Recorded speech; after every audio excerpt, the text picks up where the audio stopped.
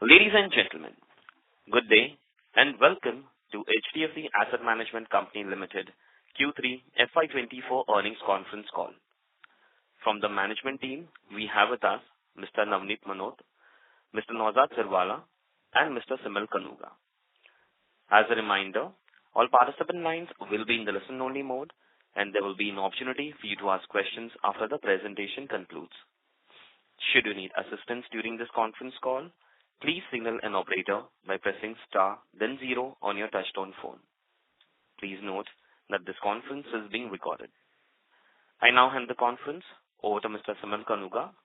Thank you, and over to you, sir. Thanks, Nirav. Good evening, and thank you everyone for joining in today. Just as a first line, kindly note that all the necessary industry data for December is not available as of today. So in instances where December data is not available, we have substituted the same with November end data. We'll of course update our presentation once the data for December is released and will be made available on stock exchanges as well as our website. So as usual, we'll start with industry level information. As of December 31, 2023, the closing AUM has surpassed the significant milestone of rupees 50 trillion, a notable 27% YOY increase. Nifty 50 index exhibited a return of 20% plus over the last 1 year, whereas the AUM of actively managed equity-oriented funds grew by 29%. Equity and equity-oriented funds now constitute over 50% of the industry AUM, reaching QA AUM of rupees 25.9 trillion. The upward momentum of systematic investment plans continued, witnessing inflows of rupees 176 billion in December 2023, compared to rupees 136 billion in December of 2022.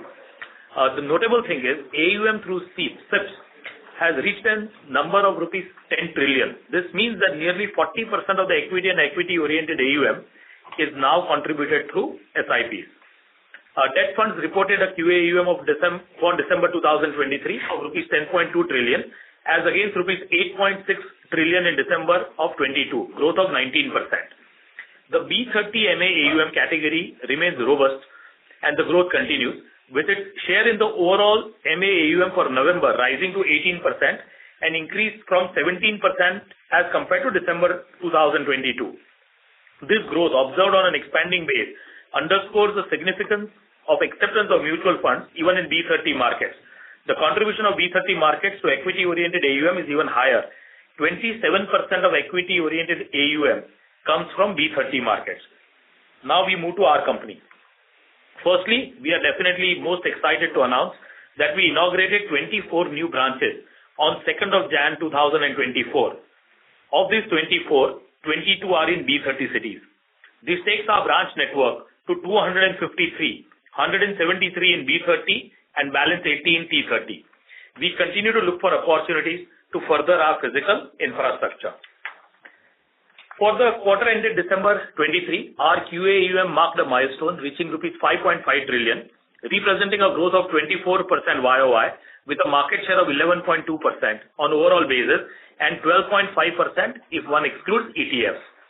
Our closing actively managed equity-oriented funds AUM reached rupees 3.47 trillion, an increase of 50% as against industry growth of 39%, resulting in increased market share of 12.7%. Our systematic transactions continued to grow, and in December 23, we processed 6.81 million transactions, amounting to rupees 26.3 billion. The corresponding amount for December 22 was rupees 15.7 billion, signifying an increase of rupees 10.6 billion for a single month. As a reminder, our systematic transactions include both SIPs and STPs. STPs are systematic transfer plans. Our closing AUM for debt fund, which includes debt index funds, saw a modest uptick Q-on-Q, reaching rupees 1.34 trillion. Our quarterly average asset mix reflects a continued tilt towards equity, with equity-oriented funds comprising 61% of our AUM. This figure is notably higher than the industry average of 53%. Additionally, our customer profile leans towards individual investors with a contribution of 70%, showcasing a notable variance from the industry, which stands at 59%. Our penetration in the unique investor universe stands at 21%, signifying that over 1 in every 5 investors has chosen HDFC Mutual Fund as one of their investment choice. Moving to financials. Revenue from operations came into rupees 6.71 billion, reflecting a 20% year-on-year growth, while other income amounted to rupees 1.42 billion, aided by healthy mark-to-market growth, resulting in total revenue growth of 23% YOY. Operating profit for the quarter came in at rupees 4.96 billion, a growth of 25% YOY, with a stable operating profit margin of 35 basis points. The effective tax rate is lower, primarily due to decrease in deferred tax charge for the current quarter, mainly attributed to the holding period of certain investments transitioning from short to the long term. Lastly, before I close, I would request all of you to give our yearbook a quick read. This is a plethora of data and information in regards to both economy as well as markets. Our investment team puts in serious effort, and I can definitely tell you that this will be worth your while. So thank you very much for patient hearing. Navneet and Navzad are very much here, so we can open up for questions. Thank you very much. We will now begin the question and answer session. Anyone who wishes to ask a question may press star and one on their touchtone telephone. If you wish to remove yourself from the question queue, you may press star and two. Participants are requested to use handsets while asking a question. Ladies and gentlemen, we will wait for a moment while the question queue assembles. Participants, you may press star and one to ask the question.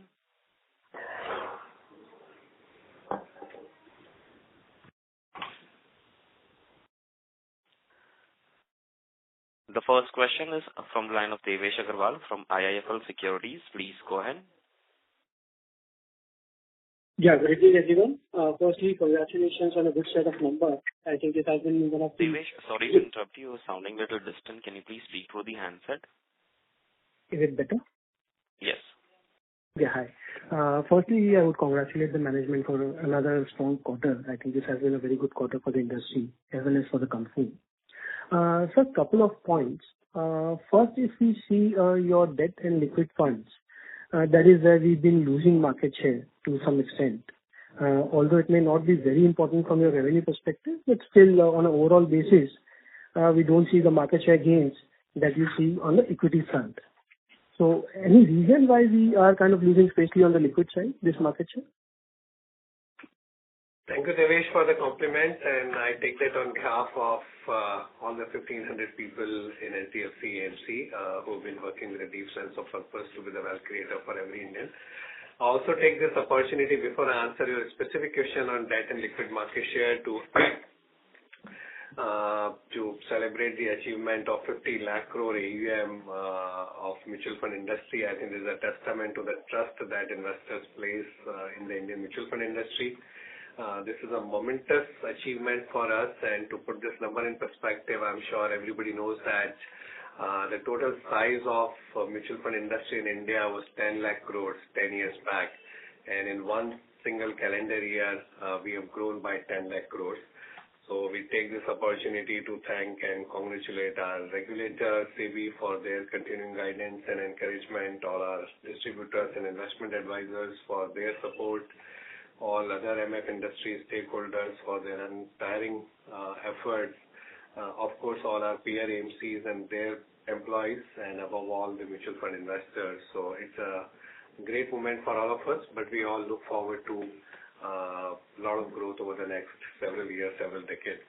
Now, coming to your specific question on debt and liquid market share. So, Devesh, it's been in a range. First, let me talk about the debt side. So, I think I've mentioned it in some of the previous calls that we were a little late in debt index funds as we were awaiting certain regulatory clarifications before diving in. Our investment and risk team was a little apprehensive of signing it off. And if you ignore the debt index fund, then our market share has been more or less flat. The liquid market share has also been in range in recent past.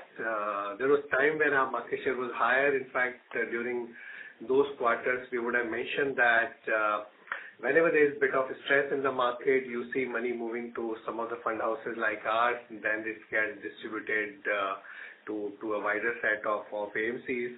And I think despite the fact that we don't get allocation from certain set of institutional clients, wherever the group limit exposure might have got hit, as we being part of the HDFC group, certain institutional clients may have an overall group limit. But we see healthy allocations from all the other institutional clients. These things, I think, on a quarter-on-quarter basis, don't worry us much.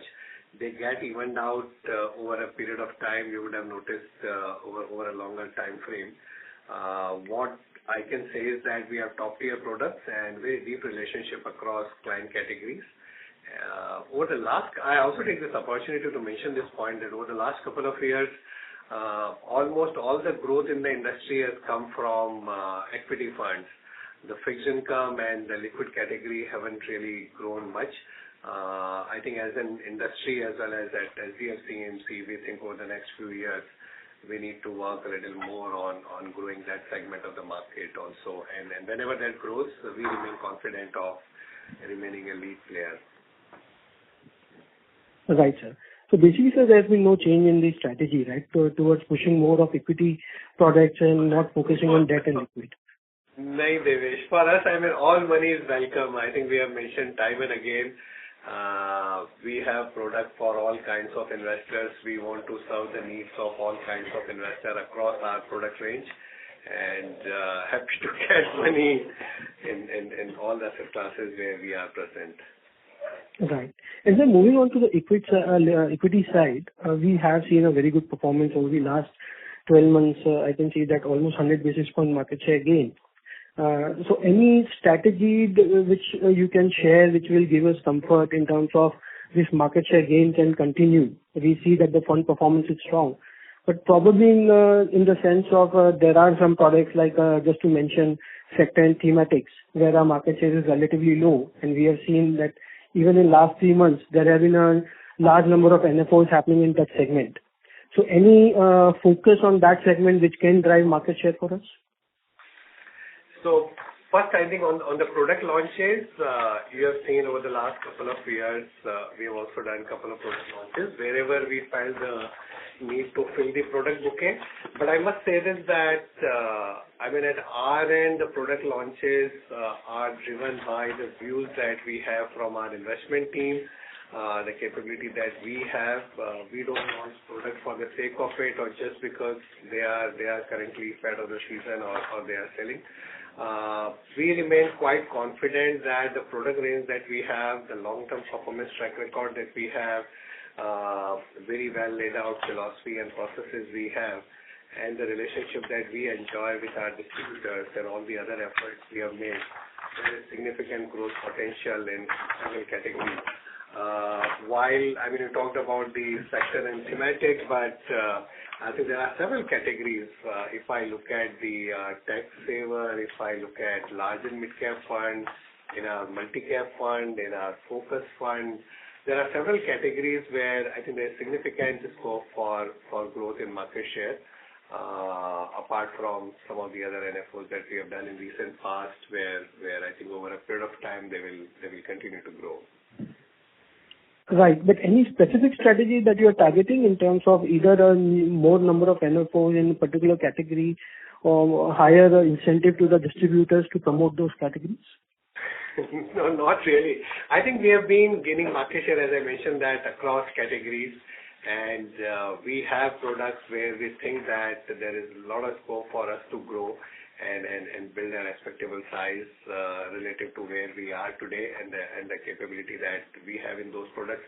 In fact, interestingly, if you have seen the flows this year, the large cap category hasn't grown much.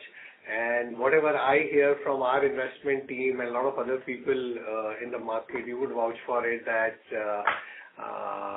given the relative valuations, I think there's a lot of potential for that category to attract money, and we have an absolutely best-in-class product there in HDFC Top 100, and I think we can get substantially larger than where we are today in that product.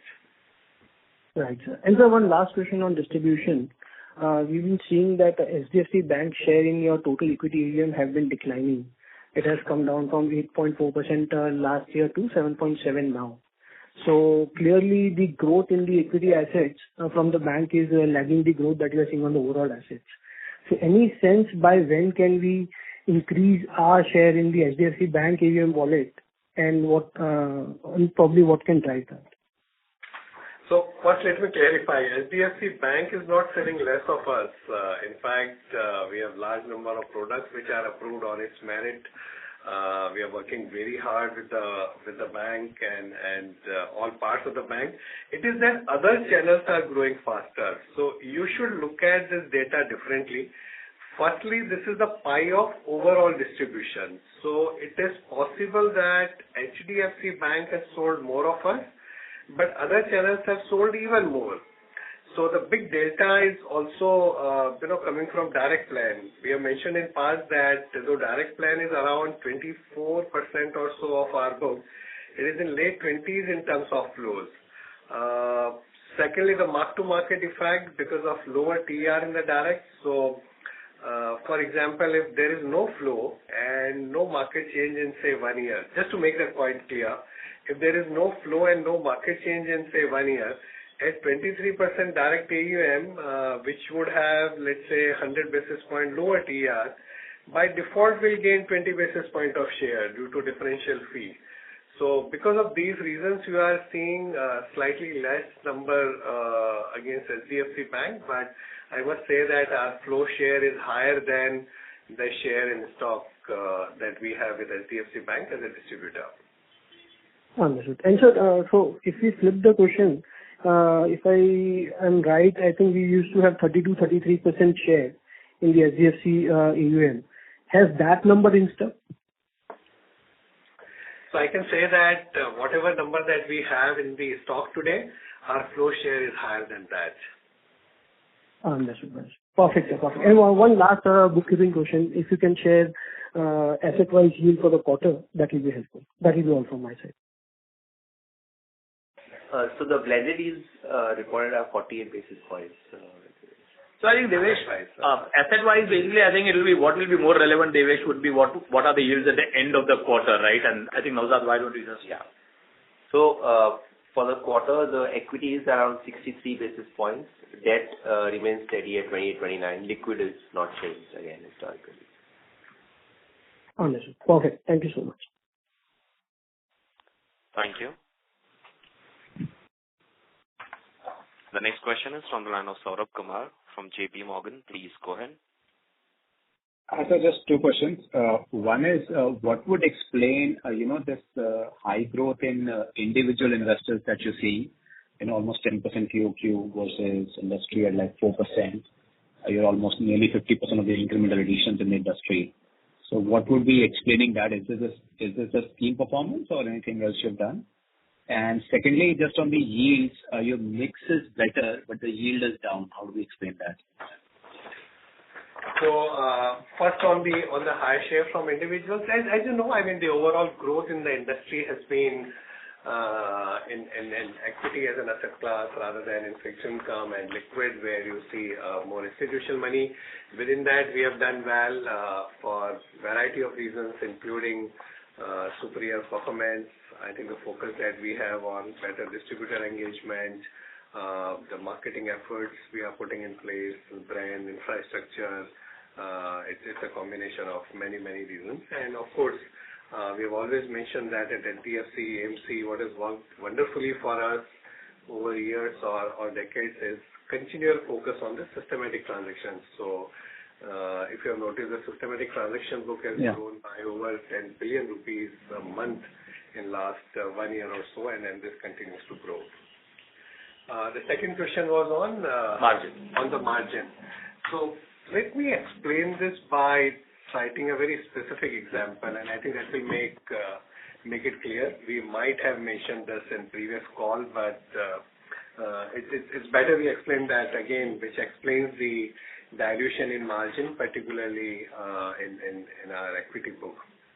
So in December of 22, our largest fund, that is HDFC Balanced Advantage Fund, BAF, had an AUM of rupees 51,000 crores.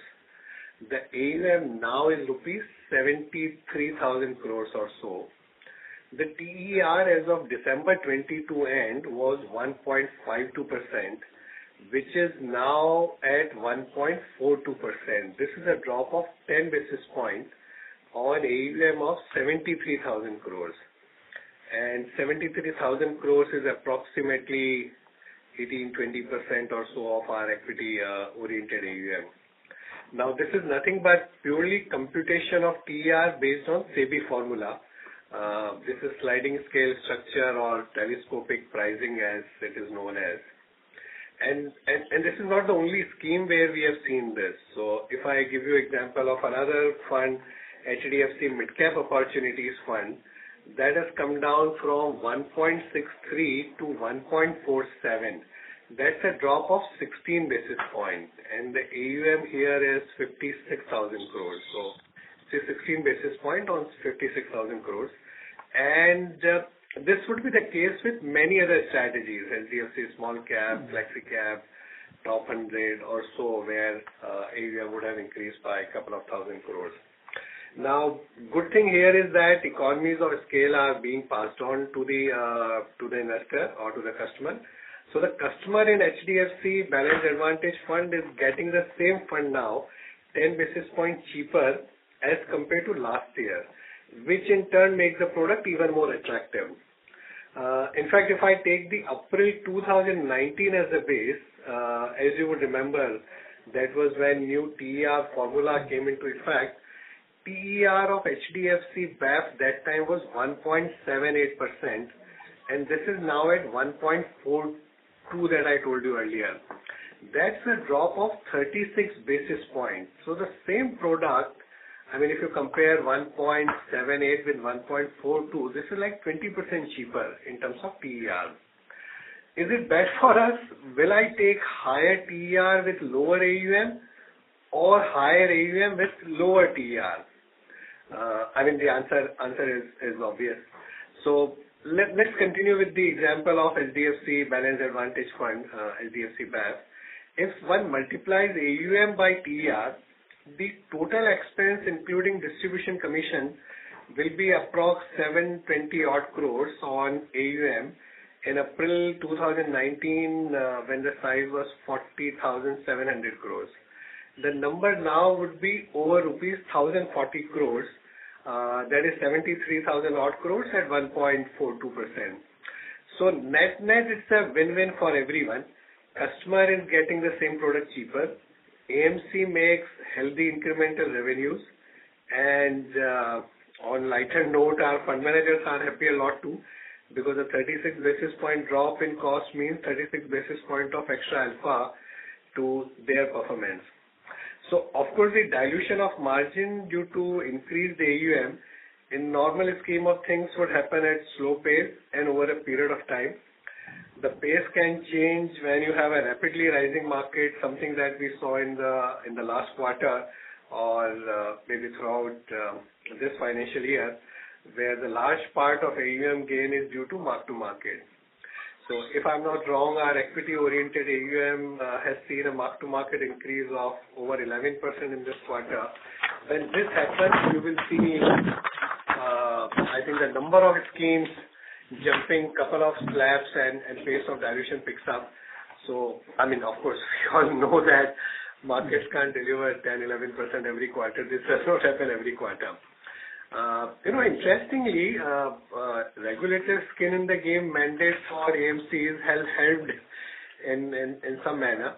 We have been mandated to invest few basis point of our AUM in all our schemes.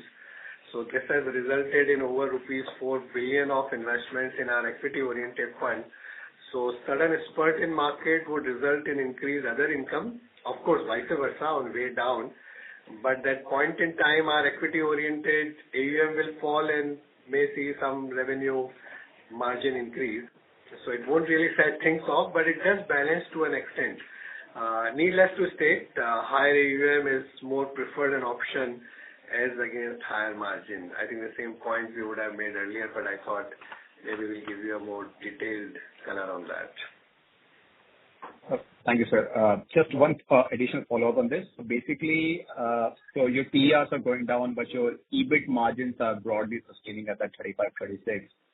So because you seem to have some operating leverage as well.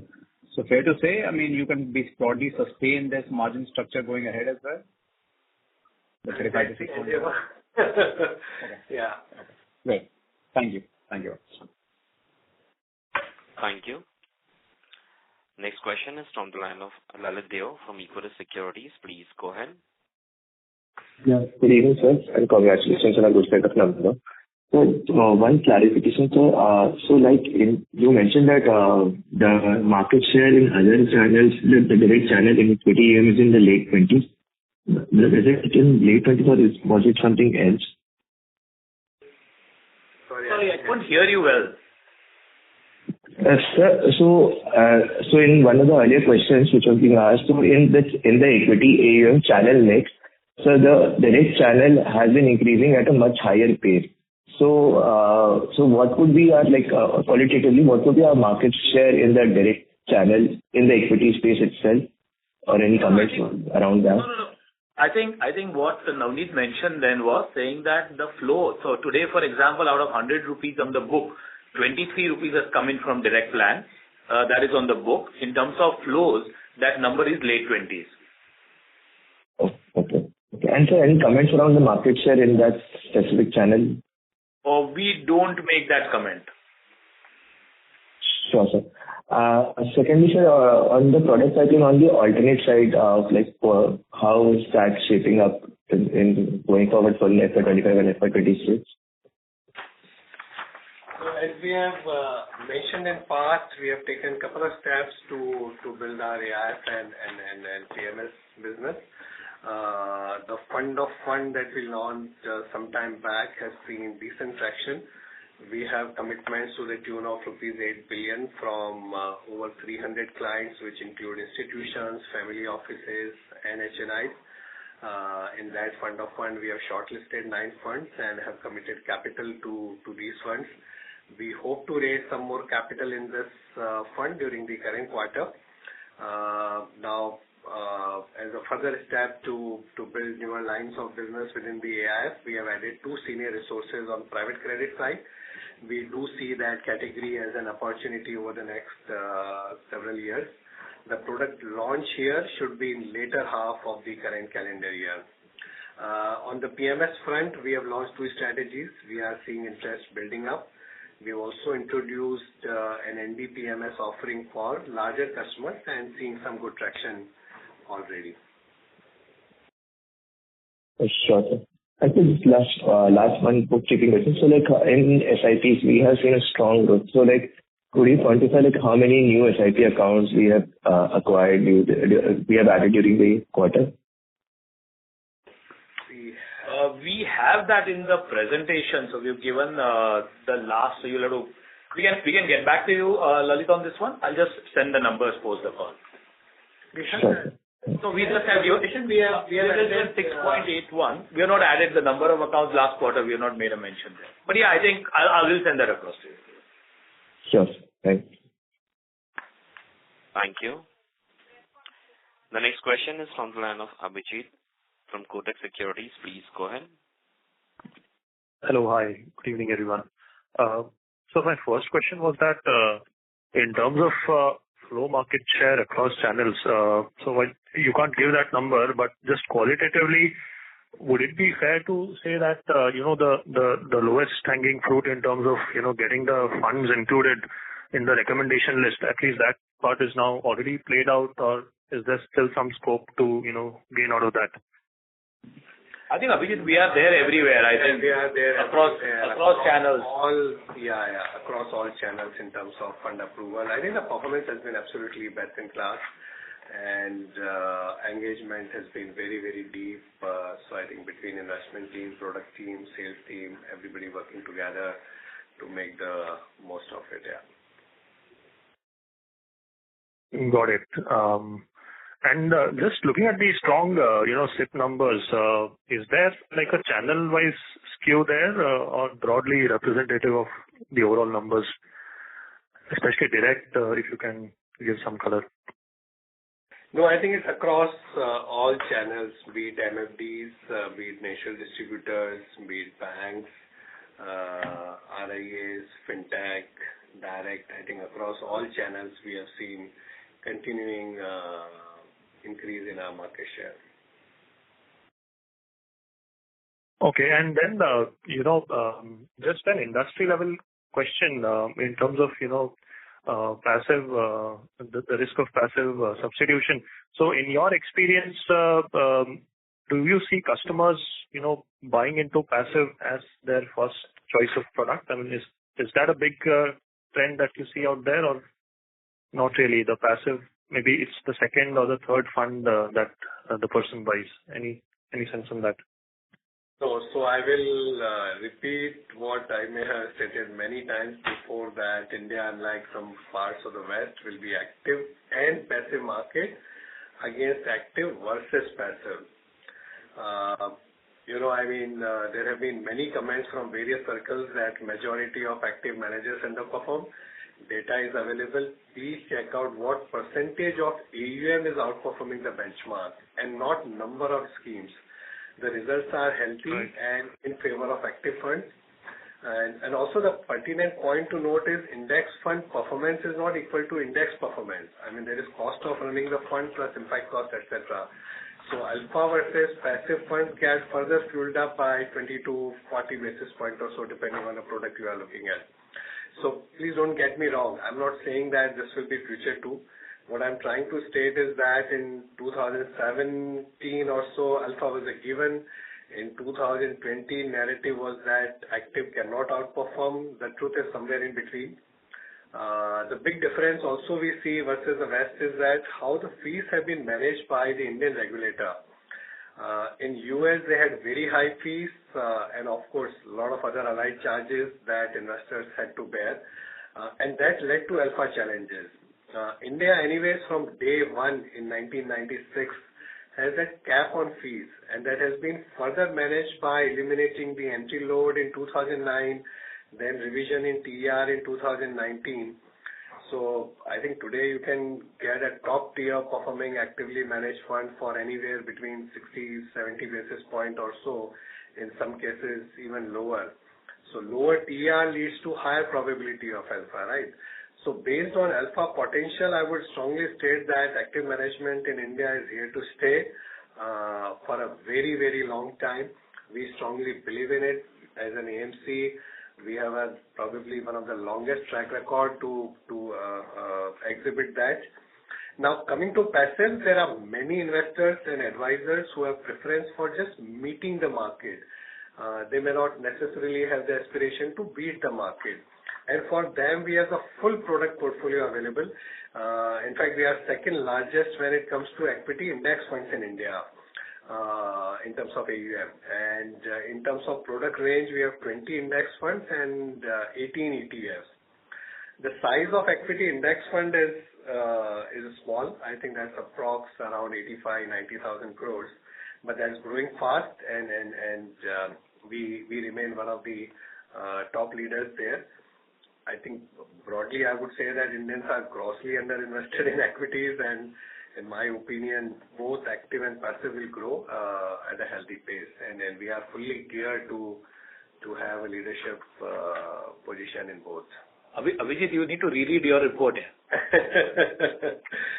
No, I was just curious to know in terms of passive. Absolutely. From like the first choice, but I guess that's still playing out on the margin, not a mainstream this thing yet. Just the last question. But Abhijit, I mean, sincere compliments on your report. That's the one I also got to read, and sincere compliments. Yeah, you've done a good work on that. I mean, it's a point we have always been making. And interestingly, I talked about the alpha generation across the industry, and keep hearing whether large caps can generate alpha, because those are the top 100 most researched companies. And look at the returns of HDFC top 100. I mean, over the last year or over the last couple of years, and you'll be positive. I'm sure you have seen that, but the others who haven't would be positively surprised. Sure. And the last question was, coming back to the expense ratio, PR bit. at one level, the pricing is inflexible because of our agreements with the distributors, at least on the back book.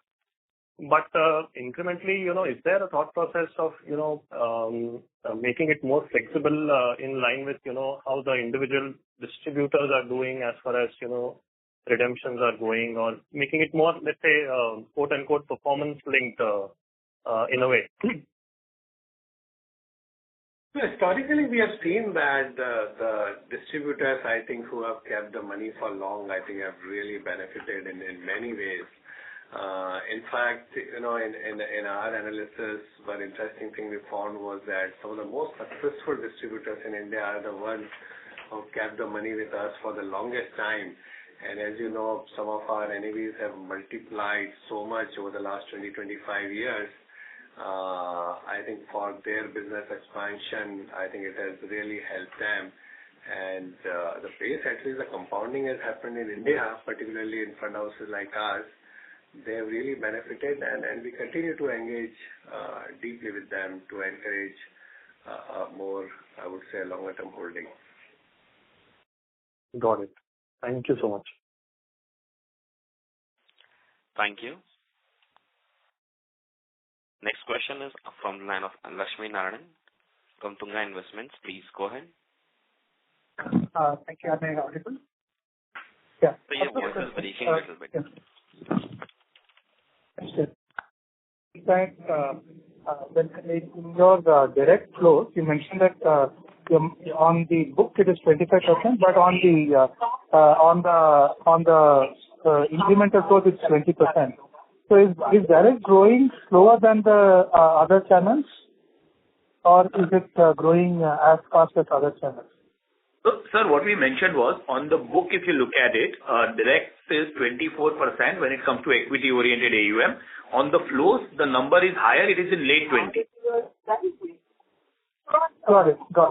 The second question is that in terms of the total distributable TER, right? What is your average? Sorry, we didn't get your question. Lakshmi sir, sorry, but then we are losing your audio.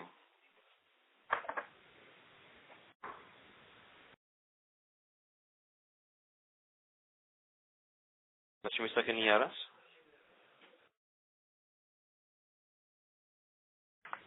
The line for the participant dropped.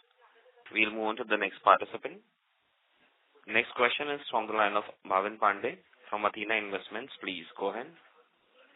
Hi, good evening, sir. So our mix of assets in equity has been around 63% of closing AUM. So in the long run, what sort of number are we looking at in terms of asset mix? As I said, we have products for all investors across equity, fixed income, hybrid, liquid, money market, and money is welcome in all products we make. The money is made in all those products. But over a period of time, given the higher mark-to-market gain on the equity side, and also the higher, the systematic transactions book, bulk of it is in equity, logically equity proportion should grow higher than the other asset classes. But as I mentioned in the beginning, we don't have a specific target in mind for that. For us, I think whatever product sells, that brings bottom line to us. Okay. And so in terms of channels, we have seen a pretty decent traction from digital and fintech players. But simultaneously, we also have witnessed sort of a dream run in the Indian equity market. So do you think this contribution from digital channels is sustainable in the long run when markets do not deliver the way they have delivered recently? A large part of that growth, thankfully, has come through the systematic transactions. And that gives us confidence that it's a lot more structural rather than cyclical. Of course, we have always mentioned that flows have two parts. One is the structural that comes in the form of systematic transactions, and there could be like cyclical part of it, which depends on the overall market momentum, the relative attractiveness of equity versus other asset classes, so on and so forth. But given that through the digital channel, bulk of the money is coming through systematic transactions, we think it's a lot more sustainable. Okay. And just one bookkeeping question on employee expenses. So do we think they should keep going up for us to sort of continue retaining talent vis-a-vis industry competition? A couple of people in this room and they are all smiling. Why should not go up? I mean, on a very serious note, I think in India, all of us are very excited about the India macro story, about the under-penetration of mutual funds and the growth potential that our industry has. We are a people organization, and I'm sure we'll have to ensure that we are able to attract and retain the best quality talent, and we have to compensate well. Okay. Wonderful. Thank you so much, sir. Thank you. Thank you. Next question is from the line of Sagar Doshi from Fintuit Investments. Please go ahead. So I have a couple of questions. First one being, can you give me a split Sagar, sorry to interrupt, you're what not sounding clear. Can you please speak through the handset? Is it better now? Yes. Okay. So the first one is, can you give me a split between what has been an organic growth and the market-driven growth? So let's say, if we compare our AUM to last year and the growth that, the great growth that we had till December 20. So what has been the market growth and what would be the net inflows growth, if that could be cleared off? Sagar, we do not publish the net flow growth numbers. Okay. If you can give a rough percentage idea, if that's possible. No, there is no rough percentage here. Okay.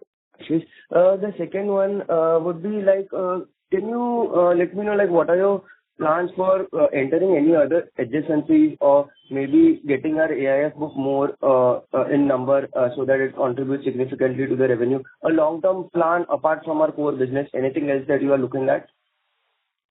So our major focus remains on continue to build our core business. We think there is huge runway of growth there.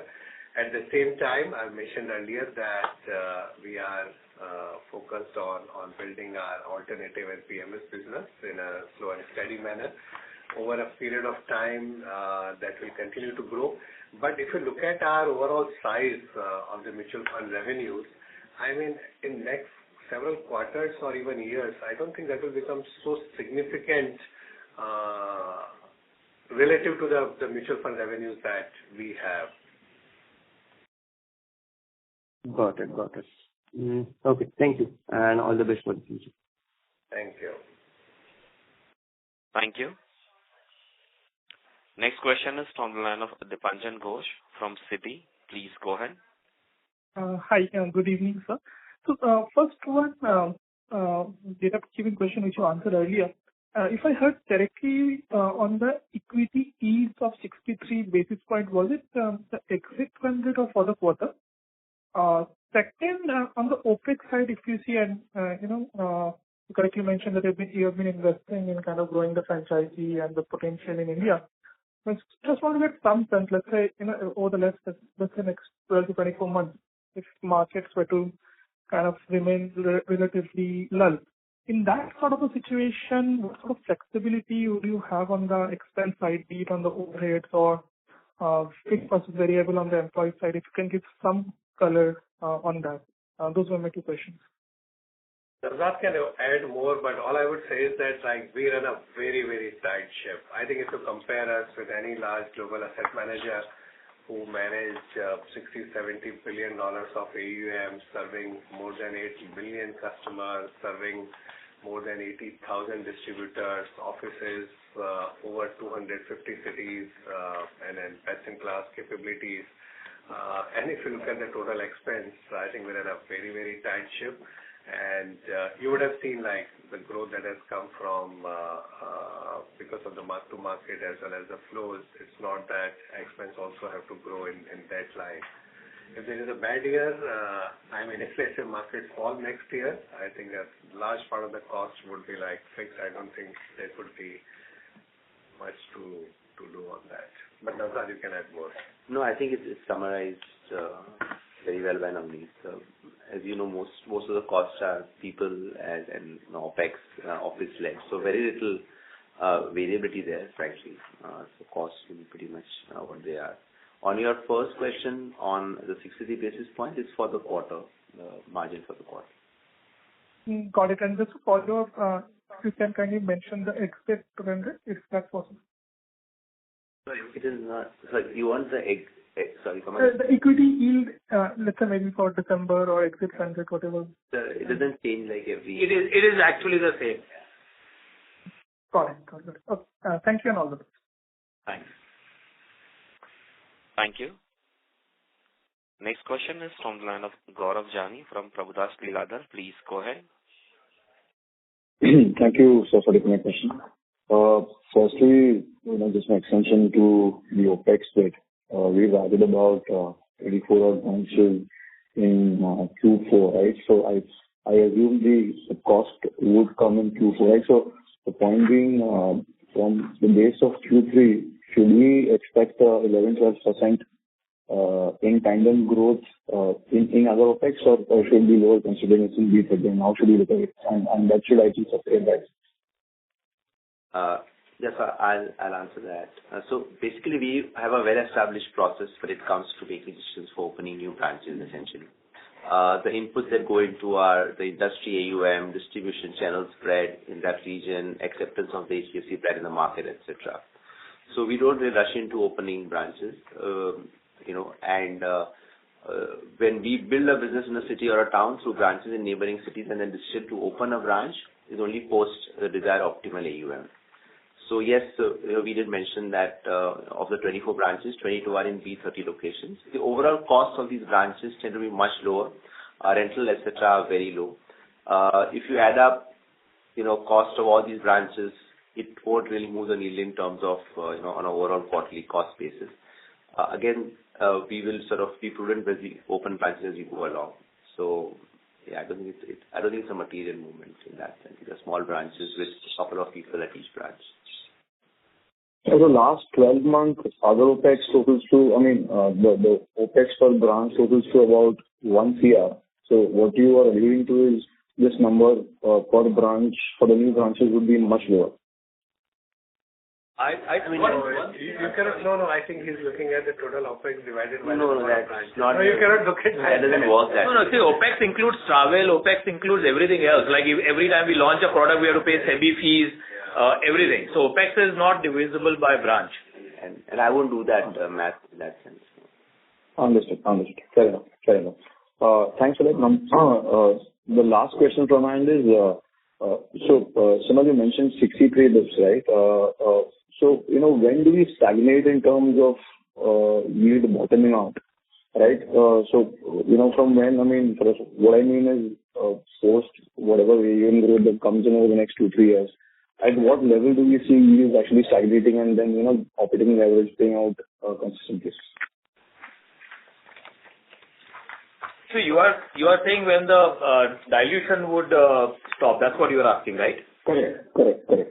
I'll tell you, the way we look at it is that the entire book will never be repriced, right? As such, unless all the existing AUM goes out.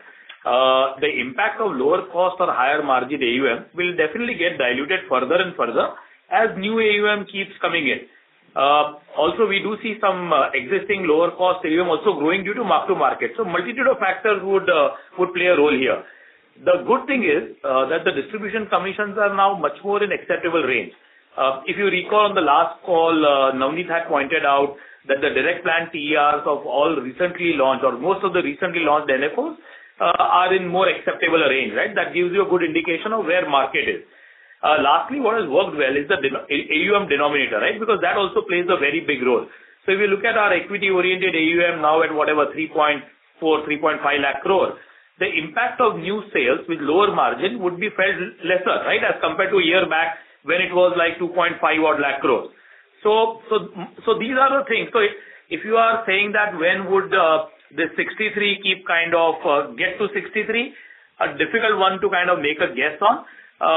And this, I think, as Navneet kind of earlier on the margin question explained that very well, saying that this particular quarter we saw a rapid dilution, not because of anything to do with market commission, but because of AUM growing and the tiered formula kind of coming into play. Understood. I'll probably take it offline with you. Thanks so much. Sure. Thanks. Thank you. Next question is from the line of Kunal Thanvi from Banyan Tree Advisors. Please go ahead. Hey, hi. Thanks for the opportunity. So I had 3 questions. The first was on, if you look at the unique customer addition both for the industry and HDFC AMC, it has been growing at a very fast rate for now almost 3-4 years. But last year, what I remember is, large part of this addition was on the passive side of, things.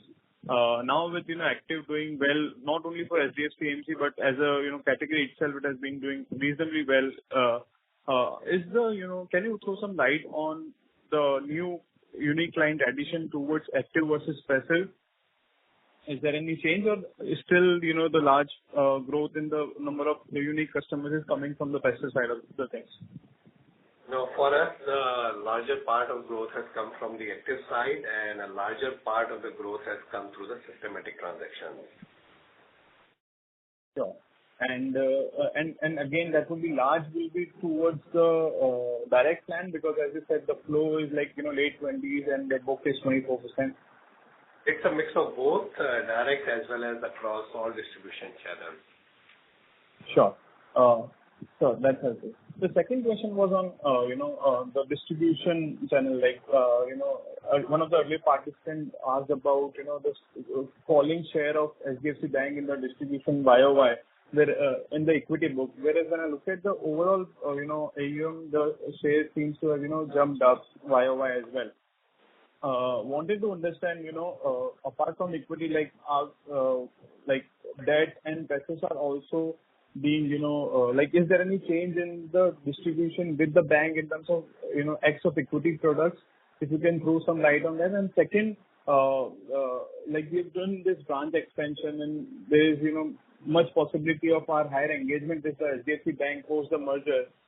Can you take us through the thought process on, physical presence of HDFC AMC? Because one would think that with HDFC Bank, distributing more of our products because of both change in parentage and the performance improvement, we would naturally get, geographical expansion because of HDFC Bank. So if you can, throw some light on that. Actually, Kunal, I think Navneet will expand on the whole bank relationship, but just I'll address the first part of your question. See, what has happened is this is the period end data, right? This is end of December. So if some large client of HDFC Bank has come through into our liquid fund also, that would change the dynamics. So I would not honestly read much into that 5.8 becoming 6% on the overall AUM basis. So that was the first part of your question, but I think the bigger picture on HDFC Bank as a parent and the distribution, Navneet will take that. So, we have been mentioning over the last couple of quarters that there's definitely much more engagement at every level post the merger. Also mentioned earlier that the flow market share in bank's book is higher than the book market share. We have not set a target for ourselves, but we believe we have a huge opportunity in our hand and will most definitely capitalize on the same.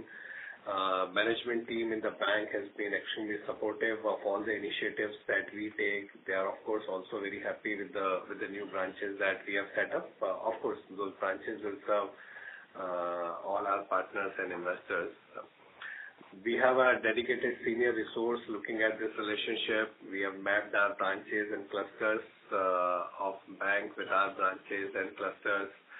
So to sum it up, I think we do understand the potential and the opportunity, and we'll go all out to capitalize on the same over the next several years.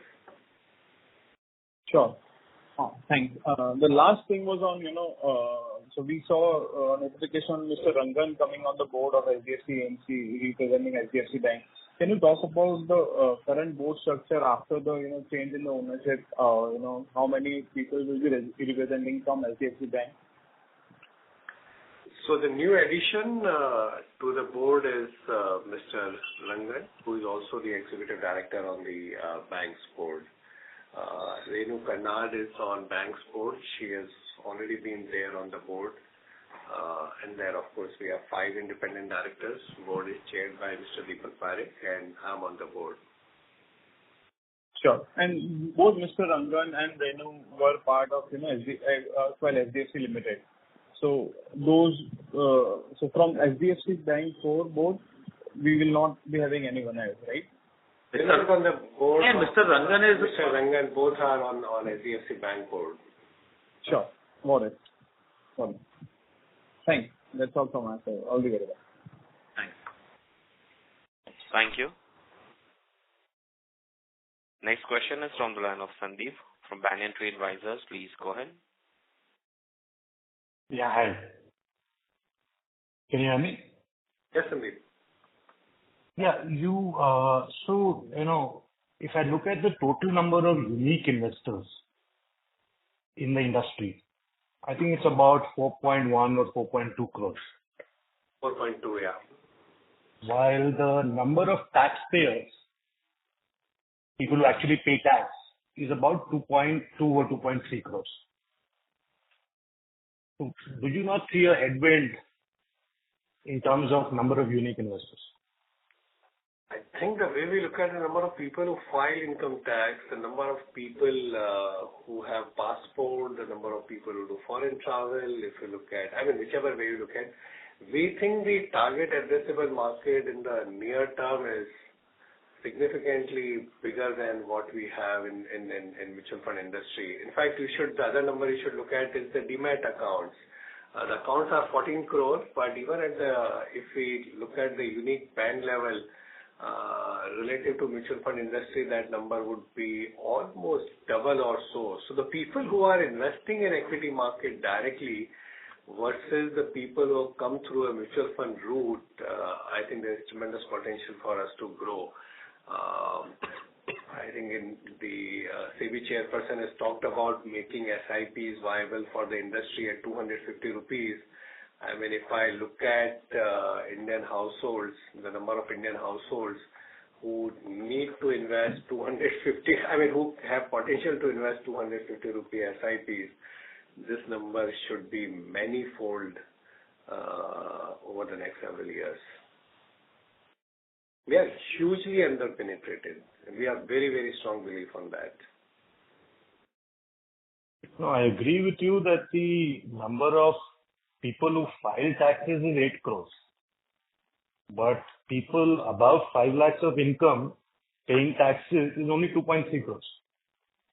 So anybody who's earning less than 5 lakhs, So actually, how much is saving? Sandeep, not necessary. So we have tons of clients, right, who are large investors in equities and they don't pay tax till they redeem money. Right? So there are 50 crore PAN cards in India. So people have taken PAN card with some level of intent, right? So this would include even companies. What you are registering as of now is people who have paid tax. Now, we know of many people whose portfolios are very large. They don't churn for whatever reason, and they kind of have managed taxes through family offices, companies, everything. So we don't want to get there. But what we are trying to state is there are 4.2 crore unique investors identified by their permanent account number in mutual fund industry as a whole. Point number 1. 50 crore people plus in India have taken PAN cards. So we are relying on that data. I think Navneet pointed out about even demat accounts, and I think that data is also publicly available. So we are definitely of the view that... Sorry? Demat accounts, unique number is also about 4 crores. Perfect, okay. And they are probably the same people. Sure, I think we can... I don't know. So maybe some other day for demographics.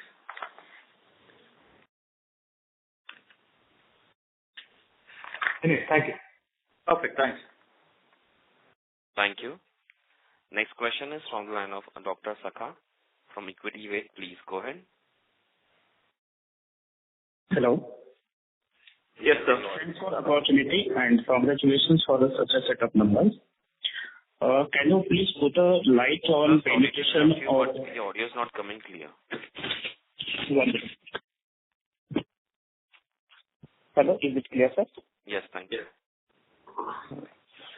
Can you put a light on the penetration of our company regarding rural population and urban population? What will be the opportunity size within next 3 years for our company? So I think in the beginning we mentioned about our branch expansion, and in the mutual fund industry, the term that we all use is T30, the top 30 cities, and beyond 30 cities. And in our total number of branches that we have, 253 branches, 173 are in B30 cities, beyond top 30 cities. We serve customers across 99% of all PIN codes in India. And thanks to the digitization in the industry, I think money can come from any part of the country. I mean, you have seen significant digitalization of finance in India over the last several years. The last 8 or 9 years, I think the story on financial inclusion in India has been fascinating, and our industry has benefited a bit, but I think will benefit immensely over the next several years from that. My point is particularly that regarding rural demography, here is my company in rural demography. We, as I mentioned, that we look at, the data that we get for the industry is for top 30 cities and the beyond 30 cities. India, of course, is a large country with 600,000 villages. Over the next several years, as the industry's efforts to make mutual funds more accessible and increase the awareness about the product, I'm sure there would be interest from all kinds of investors. But if you have heard the previous question where we were discussing about so far only 4.2 crore unique investors have invested in mutual funds, I think relative to the population of India, we think there is significant scope for us to grow continually. Thank you, sir. Thank you. I now hand the conference over to Mr. Navneet Munot for closing comments. No, thank you so much, and wish you all a very happy 2024. Thank you. Thank you very much. On behalf of HDFC Asset Management Company Limited, that concludes this conference. Thank you for joining us. You may now disconnect your lines. Thank you.